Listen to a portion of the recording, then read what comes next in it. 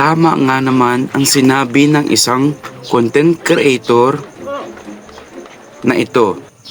Ang sabi niya dito sa kanyang post, big or small content creators magkaiba dahil small content creator walang kita and big creators malaki na. Saan ba sila galing, Eddie? Sa small. Diba? Yung mga big content creator. Tanungin mo sila kung nadapa din ba sila dati. Siyempre, ang sagot madaming beses na.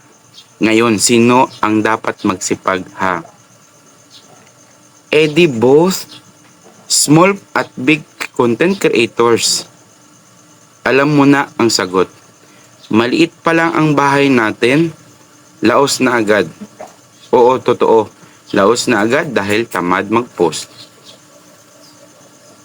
Akin pala yung post, guys. Bye. Kape tayo. Hindi ba? Ng content creator na tayo. Laos agad. Huwag mong subukan. Kape. Masisira ang buhay mo. Tagal naman mag 1 minute.